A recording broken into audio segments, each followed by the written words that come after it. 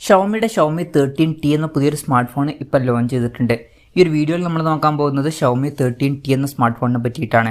ആദ്യം നമ്മൾ ഫീച്ചേഴ്സും കാര്യങ്ങളൊക്കെ നോക്കുകയാണെന്നുണ്ടെങ്കിൽ ഷവോമി 13tയിൽ 6.6 ഇഞ്ചിൻ്റെ 1.5K ഡിസ്പ്ലേ കൊടുത്തിട്ടുണ്ട്.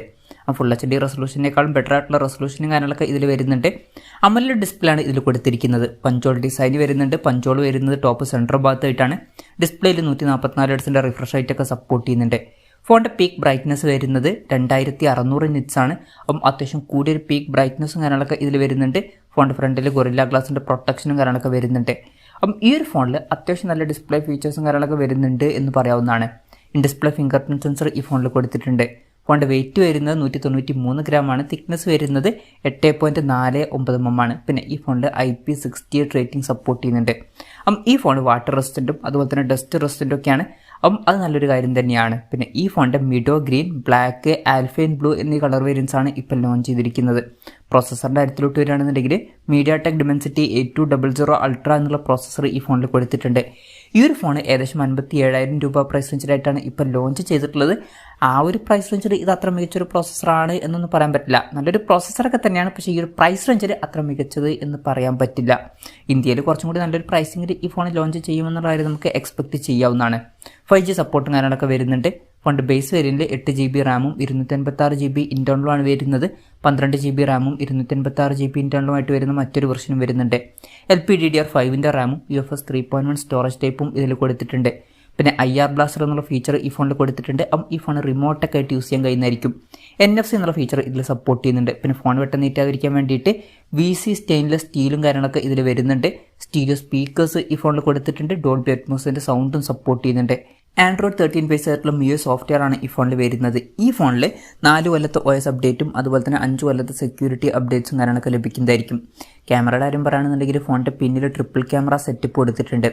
50 മെഗാ പിക്സലിൻ്റെ f1.9 അപ്പേഴ്സിൽ വരുന്ന മെയിൻ ക്യാമറ സെൻസർ ഈ ഫോണിൽ വരുന്നുണ്ട്. ഇത് സോണി IMX 707 സെൻസറാണ്. മെയിൻ ക്യാമറ സെൻസറിൽ OS എന്നുള്ള ഫീച്ചർ സപ്പോർട്ട് ചെയ്യുന്നുണ്ട്. പിന്നെ 50 മെഗാ പിക്സലിൻ്റെ f1.9 അപ്പേഴ്സിൽ വരുന്ന ഒരു ടെലിഫോട്ടോ ലെൻസും ഇതിൽ കൊടുത്തിട്ടുണ്ട്. മൂന്നാമത് 12 മെഗാ പിക്സലിലെ f2.2 അപ്പേഴ്സിൽ വരുന്ന അൾട്രാ വൈഡ് ആംഗിൾ ലെൻസും വരുന്നുണ്ട്. പിന്നെ സെൽഫി ക്യാമറയുടെ കാര്യം പറയുകയാണെന്നുണ്ടെങ്കിൽ ഫ്രണ്ടിൽ 20 മെഗാ പിക്സലിൻ്റെ സോണി IMX 596 സെൽഫി ക്യാമറ ആണ് കൊടുത്തിരിക്കുന്നത്. പിന്നെ ഈ ഒരു ഫോണിന് വേണ്ടിയിട്ട് അവർ ലൈക്കയുമായിട്ടൊക്കെ പാർട്ട്ണർഷിപ്പ് ചെയ്തിട്ടുണ്ട്. ബാറ്ററിയുടെ കാര്യം പറയുകയാണെന്നുണ്ടെങ്കിൽ 5000 mAh ബാറ്ററിയും കാര്യങ്ങളൊക്കെ ഇതിൽ വരുന്നുണ്ട്. 67 വാട്ടിൻ്റെ ഫാസ്റ്റ് ചാർജ് സപ്പോർട്ട് ചെയ്യുന്നുണ്ട്. Type-C ചാർജിംഗ് പോർട്ടും കൊടുത്തിട്ടുണ്ട്. അപ്പോൾ തിരക്കേടില്ലാത്തൊരു ബാറ്ററി സെറ്റപ്പും ഈ ഫോണിൽ കൊടുത്തിട്ടുണ്ട്. ഇതൊക്കെയാണ് ഫീച്ചേഴ്സിനെ പറ്റി പറയാനുള്ള കാര്യങ്ങൾ. പിന്നെ ഈ ഒരു സ്മാർട്ട് ഫോൺ ഇപ്പം ഇന്ത്യൻ മാർക്കറ്റിൽ ലോഞ്ച് ചെയ്തിട്ടില്ല. ഇപ്പോൾ ഗ്ലോബൽ മാർക്കറ്റിലാണ് ഈ ഫോൺ ലോഞ്ച് ചെയ്തിരിക്കുന്നത്. ഗ്ലോബൽ മാർക്കറ്റിൽ ഈ ഫോൺ 649 യൂറോസ് എന്ന പ്രൈസിങ്ങിലാണ് ലോഞ്ച് ചെയ്തിട്ടുള്ളത്. അതായത് 57,000 രൂപ പ്രൈസ് റേഞ്ചിൽ. ആ ഒരു പ്രൈസ് റേഞ്ചിൽ ഈ പറഞ്ഞിട്ടുള്ള ഫീച്ചേഴ്സ് എങ്ങനെയുണ്ട് എന്ന് വെച്ചാൽ, ഇപ്പം പ്രോസസ്സർ അത്ര മികച്ച പ്രോസസ്സറാണ് എന്ന് പറയാൻ പറ്റില്ല ഈ ഒരു പ്രൈസ് റേഞ്ചിൽ.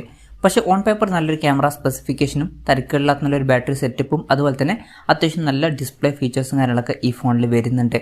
പിന്നെ ഇന്ത്യൻ മാർക്കറ്റിൽ ഈ ഫോൺ ലോഞ്ച് ചെയ്യുന്ന വെച്ചാൽ ചിലപ്പം ഇന്ത്യൻ മാർക്കറ്റിൽ ലോഞ്ച് ചെയ്തേക്കാം. ഇന്ത്യൻ മാർക്കറ്റിൽ ലോഞ്ച് ചെയ്യുമ്പം കുറച്ചും കൂടി നല്ലൊരു പ്രൈസിങ്ങിലായിട്ട് ഈ ഫോൺ ചിലപ്പം ലോഞ്ച് ചെയ്തേക്കാം. അപ്പം ഇന്ത്യൻ മാർക്കറ്റിൽ ലോഞ്ച് ചെയ്യുകയാണെന്നുണ്ടെങ്കിൽ ചിലപ്പം ഈ ഫോൺ ഒരു 40,000 രൂപ പ്രൈസ് റേഞ്ചിലേക്കായിട്ട് ലോഞ്ച് ചെയ്തേക്കാം. കൺഫർമേഷൻസ് ഒന്നുമില്ല, ജസ്റ്റ് നമ്മുടെ എക്സ്പെക്റ്റേഷൻ പറഞ്ഞു എന്നേ ഉള്ളൂ. എന്തായാലും ഷവോമിയുടെ ഷവോമി 13t എന്ന പുതിയൊരു സ്മാർട്ട് ഫോൺ ലോഞ്ച് ചെയ്തിട്ടുണ്ട്.